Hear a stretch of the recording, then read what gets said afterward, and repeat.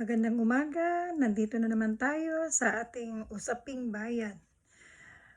Bagong lahat, please subscribe, like, and share.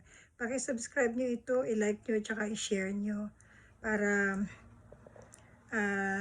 tayong mga taong bayan marinig natin ang mga kuro-kuro ng kapwa natin Pilipino. Sa usapin ngayon, sa dami-dami kong nakikita, ang sakit na sa ulo kung ano ba talaga paniniwalaan mo.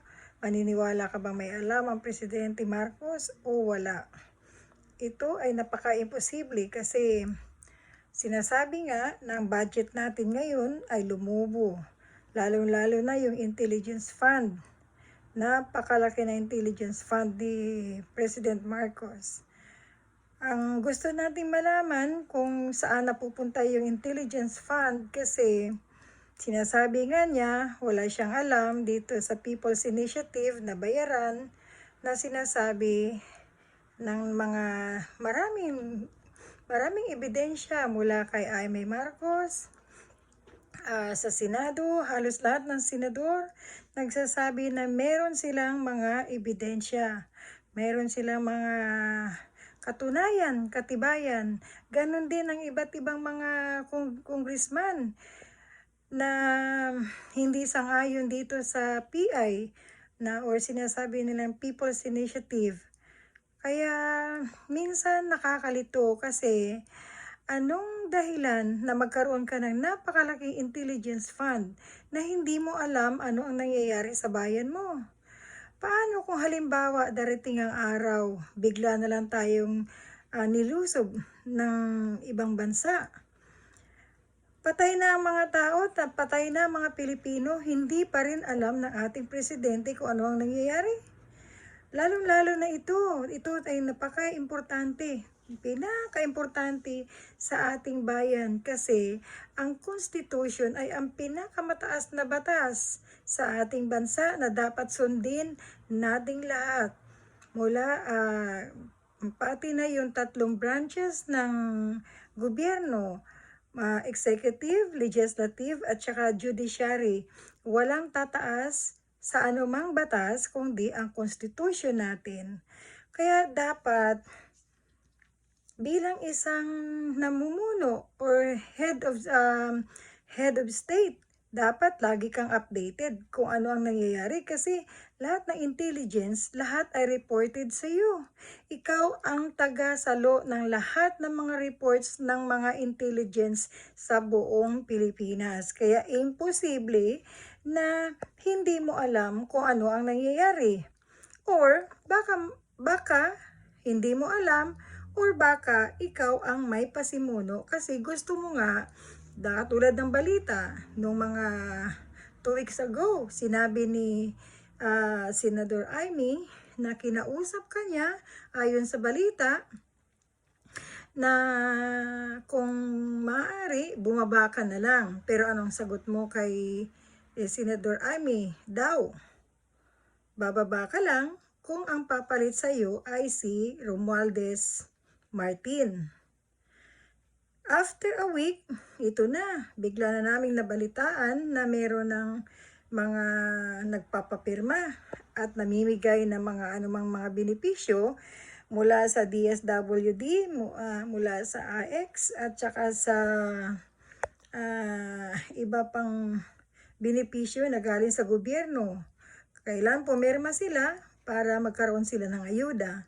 Hindi ba yun, panluloko yun, at saka plunder yun kasi meron tayong batas na more than 50 million na ninakaw sa ating kaban ng bayan.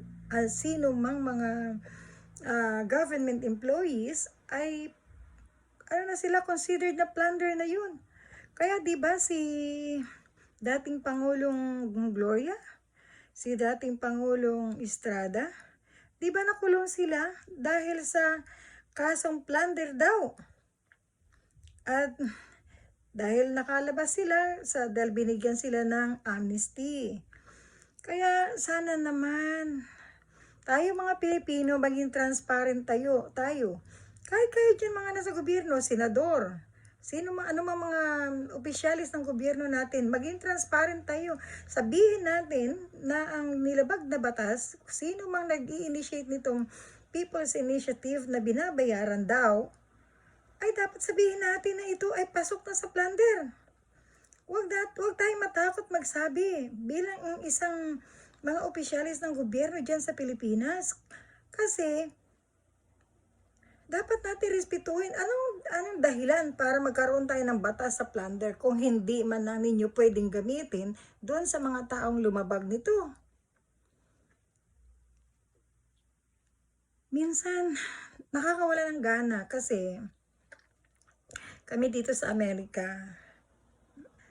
ang aming gobyerno dito, transparent. Makadispal ko lang sila kahit 10,000, kahit $10,000. Sila ay iniimbestigahan agad ng pulis. At ang pulis dito ay independent. Hindi katulad yan sa Pilipinas, ang pulis at ang sundalo ay hawak ng executive. Dapat meron silang independence. Independent dapat sila. Dapat hindi sila partisan. Dapat sila independent dapat sila. Para na pag ano ang problema, pwede sila mag-imbestiga na wala silang kinatatakutan na sila ay tatanggalin, sila ay susuhulan kasi sila ay independent. Dito sa Amerika, pag may problema dito, agad-agad ang kumikilos ay pulis. Dapat yan sa atin ganun din, police, military, NBI, PDEA, dapat hindi sila hawak ng ating executive. Dapat yan, independent yan. Kasi mga uniform personnel sila. Sana baguhin natin yung ating saligang batas pagdating ng araw. Pero ngayon, mahirap. Kasi hindi kapani-paniwala ang mga nakaupo sa Kongreso at hindi lahat ng mga nasa Senado ay kapani-paniwala dahil sila, marami sa kanila namamangka sa dalawang bangka, sala sa lamig, sala sa init, kung saan sila sa tingin nila ay medyo maganda ang takbo ng kanilang bulsa. Hindi naman lahat, mangilan-ngilan sa kanila, ayon sa ating nababalitaan daw. Kaya sana naman tayo mga Pilipino, kung gusto nating umasenso, huwag natin itolerate ang korupsyon. Tayo, dapat maging bukas ng ating mga mata at kung meron mang dapat punahin, punahin. At dapat talaga maging independent ang mga men in uniform para pag sakaling sila ay magkaroon ng investigasyon, hindi nababahiran ng politika. Yun ang dapat sa atin sa Pilipinas. Kaya sana ma-resolve natin ito at tigilan na sana natin si PRRD. Matanda na si PRRD. Matanda na, nakakaawa. At saka si Sara Duterte, si BP, napakaganda ng kanyang performance. Kaya sana naman magtulong-tulong ang Pilipino para umasenso. Hindi yung magtulong-tulong paano simutin ang kaban ng bayan. Kung sana si Isko ang nanalo, o Isko, Sara, siguro ang ganda-ganda ng Pilipinas ngayon. Kaso lang, marami sa ating mga Pilipino na bulag ang hilig natin doon sa name recall. Kung ano yung sikat na pangalan, sikat na apelyido, doon tayo. Hindi natin tinitingnan ang resibo. Dapat resibo muna. Kasi makikita natin maganda ba reputasyon ng kandidatong ito. Yun ang dapat nating tingnan. Hindi yung basta sige lang tayo na sige. Kaya sa susunod, magbukas ng ating mga mata. Tayo mga Pilipino. Kaya malungkot, masakit sa puso ko, nakikita ko ang mga Pilipino sa Pilipinas. Nahirap kasi ang mahal ng bigas. Napakamahal ng bigas.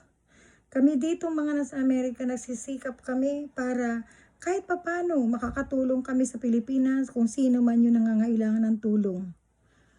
Kaya kayo dyan sa Pilipinas, siguro panahon na para imulat ang mga mata. Huwag laging bingi-bingihan. Wag lagi natin pairalin ang ating ugaling Pilipino na walang pakialam. Dapat makialam na at alamin at makiisa. Ito lang at magandang umaga at tulungan nyo ako i-share, i-like, and i-subscribe para